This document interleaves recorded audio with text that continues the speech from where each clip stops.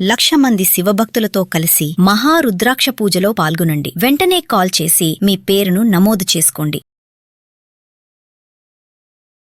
అమ్మ నమస్తే అమ్మా. శ్రీ గురుభ్యో నమః. శ్రీ మాత్రే నమః. నమస్తే అమ్మా. అమ్మ జూన్ 15 అమావాస్య అంటారు. నిజంగా అంటారమ్మా, ఇవి ఎవరితోనైనా పెట్టుకో కానీ పితృదేవతలతో పెట్టుకోకూడదు అంటారు. అంటే వాళ్ళ అంత పవర్, దేవుడైనా క్షమిస్తారేమో కానీ పితృదేవతలు క్షమించరు అనేది చాలా మటుకు వింటూ ఉంటాం. నిజంగా ఆ రోజు పితృదేవతల ఆశీర్వాదం పొందాలి అంటే ఏం చేయాలి? ఒకవేళ కొంతమందికి ఈ దోషం ఉంటే, పితృదోషం ఉంటే, వాళ్ళు ఆ రోజు ఏం చేస్తే ఆ దోషం పోతుంది? పితృదేవతలు అంటేనే అంటే మన పెద్దలకు కూడా దేవతలతో సమానంగా పెద్ద పీట వేసింది మన శాస్త్రం. చెప్పాలంటే ఎందుకు పితృదేవతలకి అంత గొప్ప విశేషమైన పీట వేసింది మన శాస్త్రము అంటే, తల్లి, తండ్రి, గురువు, దైవం అన్నారు.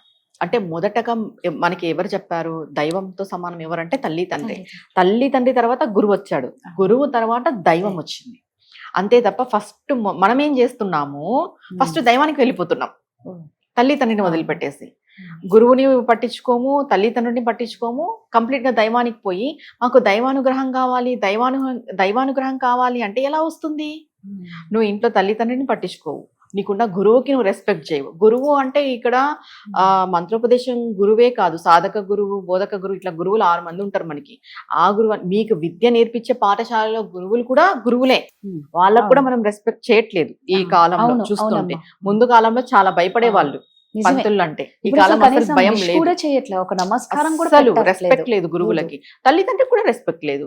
కానీ మనం ఏం చేస్తాము, ఈ తీర్థయాత్రలు చేస్తాము, దైవ దర్శనాలు చేస్తాము, వ్రతాలు చేస్తాము, నోములు చేస్తాము, అన్ని చేస్తాం.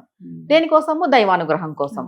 కానీ దేవుడు కూడా ఒక టైంలో పితృవుల యొక్క పర్మిషన్ తీసుకొని మనకి వంశాన్ని ఇస్తాడు. ఈ విషయం చాలా వరకు తెలీదు. అంటే మనకు వంశవృద్ధి జరగాలి అంటే పితృదేవతల యొక్క పర్మిషన్ ఈశ్వరుడు అడుగుతాడంట. మన పితృదేవతలకి వచ్చి ఈశ్వరుడే అడుగుతాడు, మీకు వంశాన్ని ఇవ్వాలా వద్దా అని. వాళ్ళ యొక్క అనుగ్రహంతోనే మనకి వంశ వృద్ధి అనేది జరుగుతుంది.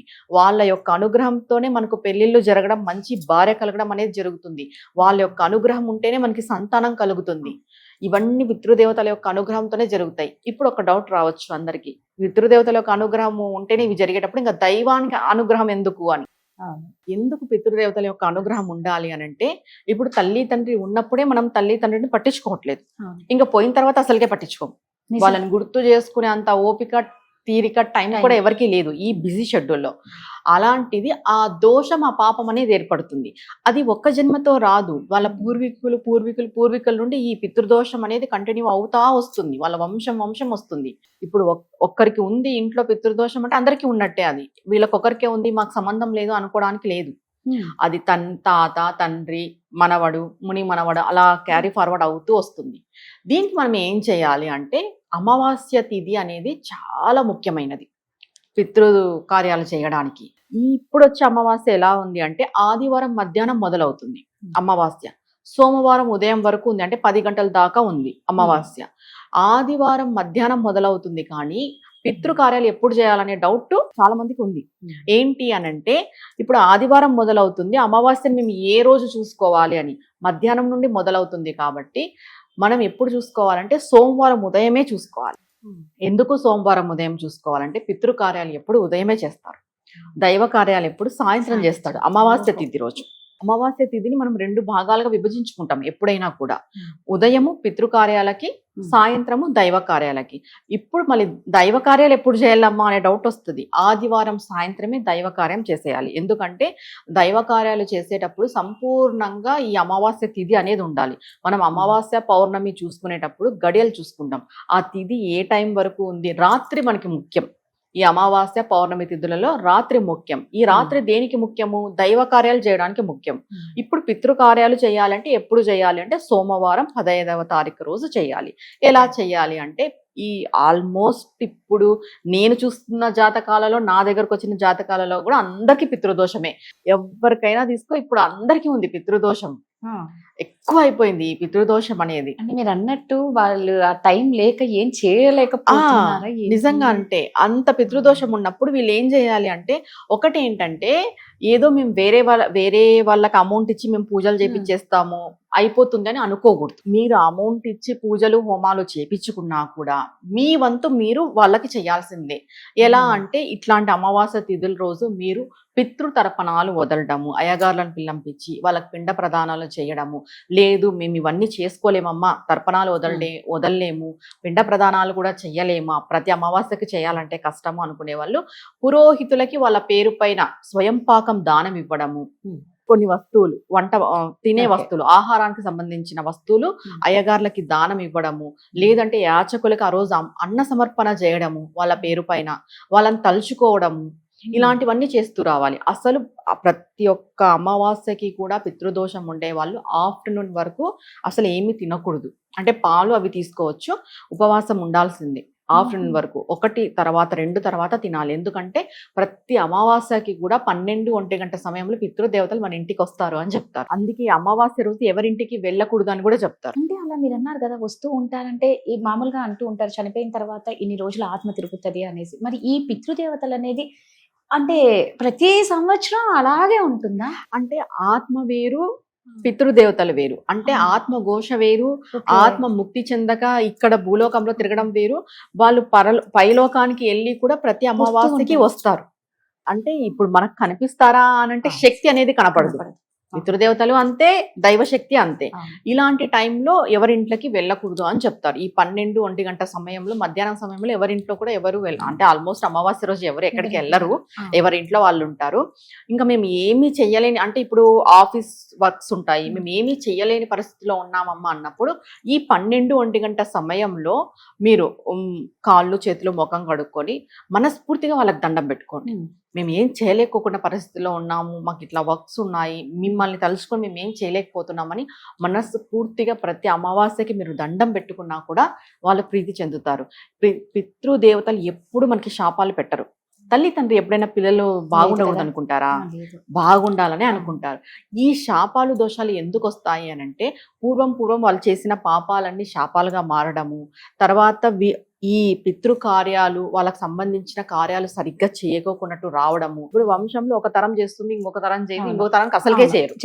మాకేం తెలియదండి, మా ఇంటి పేరు తెలీదు, మా గోత్రం తెలియదు, మా పెద్దలు ఎవరో తెలియదు, అసలు తాత పేరు కూడా తెలియట్లేదు ఈ కాలంలో పిల్లలకి. అంటే తండ్రి పేరు తెలుసు, ఆ వాళ్ళ తండ్రి పేరు కూడా తెలీదు. ఇట్లనే ఉన్నారు వాస్తవంగా. ఇలాంటివే దోషాలుగా మారేది. మనం వాళ్ళని గుర్తు చేసుకోవడమే పితృకార్యం. అంటే ఇక్కడ ఏదో వాళ్ళని గుర్తు చేసుకొని వాళ్ళ పేరు పైన ఏదో హంగామా చేయాలని కాదు, మనస్ఫూర్తిగా వాళ్ళని గుర్తు చేసుకొని వాళ్ళ పేరు పైన ఎవరికైనా లేని వాళ్ళకి మీరు దానం ఇస్తూ రావడం వల్ల మీకు పితృదోషం అనేది తగ్గుతుంది. అది ఈ అమావాస్య రోజు చేయడం వల్ల ఇంకా మంచిది. పితృకార్యాలకి అమావాస్య పెట్టింది పేరు అన్నట్టు ఆ తిథి అంత బాగా పనిచేస్తుంది. ఉదయకాలం మాత్రమే. మరి సాయంత్రం చేసుకుంటామంటే సాయంత్రం కాలం ఎప్పుడు చేయకూడదు. అమావాస్య రోజు ఈ పనులు చేస్తే దరిద్రం వస్తుంది అంటే ఏ పనులు చేయకూడదు? అమావాస్య రోజు ఏ పనులు చేయకూడదు అని అంటే నాన్ వెజ్ తినకూడదు. అస్సలు నాన్ వెజ్ తినకూడదు. నాన్ వెజ్ తినేవాళ్ళు ఈ డేస్లో ఒకటే నాన్ వెజ్ తినకపోతే చాలా మంచిది ఈ పౌర్ణమి అమావాస్య రోజుల్లో. ఎందుకు అంటే ఈ అమావాస్య అనేది ఆల్మోస్ట్ శక్తి క్షీణించి ఉంటుంది. మామూలుగా జనరల్గా మానవ శరీరంలో కూడా శక్తి తగ్గి ఉంటుంది. ఎందుకు తగ్గి ఉంటుందంటే పౌర్ణమి అంటే 16 కళలతో నిండుగా ఉంటుంది, అమావాస్య అంటే ఆ 16 కళలు తగ్గి ఉంటుంది కాబట్టి, క్షీణించబడి ఉంటుంది కాబట్టి ప్రతి జీవిలోనూ శక్తి తగ్గి ఉంటుంది. మానవులనే కాదు, పశువు పక్షులు అన్నిట్లోనూ శక్తి ఉండదు. అలాంటి టైంలో నువ్వు ఈ నాన్ వెజ్ అలాంటివి తినడం ద్వారా, అంటే మీరు అనుకోవచ్చు ఏదో అయిపోతుందా అంటే, ఒక్క అమావాస్యకు కాదు తరచుగా తినడం ద్వారా ఖచ్చితంగా ఆరోగ్యం చెడిపోతుంది. ఎందుకంటే ఆల్రెడీ మనలోనే శక్తి తగ్గి ఉంటుంది, అన్ని జీవరాశుల్లోనూ శక్తి తగ్గి ఉంటుంది, కొంచెం నెగిటివ్ ఇంపాక్ట్ కూడా ఉంటుంది అన్ని జీవరాశుల పైన ప్రకృతిలో. అలాంటప్పుడు మీరు ఈ నాన్ వెజ్ తినడం వల్ల ఏమైతుందంటే మీకు సరిగ్గా డైజెస్ట్ కాదు. ఈ డైజెషన్ ప్రాబ్లం అనేది ఒక్క రోజుతో మీకు ప్రాబ్లం అయిపోదు, అది ప్రాబ్లంగా మొదలై ఒక విషయం అయిపోతుంది అంటాం కదా, అలా అయిపోయి సమ్ ఇయర్స్ కానీ సమ్ డేస్ కానీ దాటిన తర్వాత హెల్త్ పాడైపోవడానికి చాలా వరకు అవకాశం ఉంది. 100కి 99% అవకాశం ఉంది ఈ అమావాస్య పౌర్ణమి తిథిలో నాన్ వెజ్ తినే వాళ్ళకి. తర్వాత హెయిర్ కట్స్, ఇవన్నీ చేయించుకోకూడదు అమావాస్య రోజు. కొంతమంది గుండు చేయించుకోవడము, గడ్డాలు చేయించుకోవడం, తర్వాత ఆడవాళ్ళు ఈ పార్లర్స్ కి వెళ్ళడము. అమావాస్య రోజు అస్సలు వెళ్ళకూడదు. అమావాస్య రోజు అస్సలు హెయిర్ కట్ అనేది చేయకూడదు. చాలా దోషం అది. చిన్న చిన్నవే కానీ చాలా దోషాలు వస్తాయి అవును చెప్పాలంటే. తర్వాత ఇదే అమావాస్య రోజు అమ్మాయిలు హెయిర్ లీవ్ చేసుకొని తిరగడము, ఇది కూడా దరిద్రమే. మీరు అన్నట్టుగా హెయిర్ లీవ్ చేసి అస్సలు తిరగకూడదు. బయట ఈ 12-1 గంట సమయాల్లో అసలు తిరగకూడదు. ఎందుకంటే చెడు గ్రహాలు ఆవరించే అవకాశం కూడా ఉంటుంది అమ్మాయిల పైకి, చాలా వరకు ఉంటుంది ఈ హెయిర్ లీవ్ చేసుకొని తిరిగే అమ్మాయిలకి. అంటే ఇప్పుడు వెంటనే మాకు తెలిసిపోతుందా అని అనిపిస్తుంది, కానీ కొన్ని వెంటనే తెలియవు. కానీ దాని తీవ్రత అనేది రోజు రోజుకి మనకి చూపిస్తుంది. అంటాం కదా, తగిలిన వెంటనే నొప్పి కుదరదు, కొన్ని రోజుల తర్వాత అవి మూగగాయమై నొప్పి వస్తుంది అని. ఇలాంటివి కూడా అలానే ఉంటాయి అన్నమాట. చిన్న విషయాలే కానీ పెద్దవి జరుగుతాయి. మీరు పాటిస్తే చాలా మంచిది. ఇంకా ఈ గొడవలకి పోవడము ఇలాంటివి ఏవి చెయ్యకూడదు. అండ్ అమావాస్య రోజు ఈ డ్రైవింగ్ చేసే వాళ్ళు కూడా ర్యాష్ డ్రైవ్ చేయడము ఇలాంటివి ఏవి చెయ్యకూడదు. వేరే ఊర్లకి పోవడము, వేరే ఇళ్ళకి పోవడము ఇలాంటివి కూడా ఏవి చెయ్యకూడదు. ఈ పొలిమేరలు ఎక్కువ దాటడం అంటే ఇప్పుడు అనొచ్చు, ఇప్పుడు సిటీ కల్చర్ కదా వెళ్ళక తప్పదు. ఇప్పుడు వెళ్ళక తప్పదు అన్నప్పుడు వెళ్ళొచ్చు. కొంతమంది ఊరికే వెళ్తుంటారు, అలా వెళ్ళకూడదు. ఇవి కొంచెం మైండ్ లో పెట్టుకొని ఈ అమావాస్య తిథి అప్పుడు జాగ్రత్తగా ఉండాలి. మనం చిన్నవే కదా ఏమవుతుంది అన్న నిర్లక్ష్యమే మనకి పెద్ద జరిగినప్పుడు అప్పుడు ఎందుకు జరిగిందా అని బాధపడటం కన్నా ఇలాంటి చేయకుండా ఉండడమే ఉత్తమం. ధన్యవాదాలమ్మా. నమస్తే అమ్మా.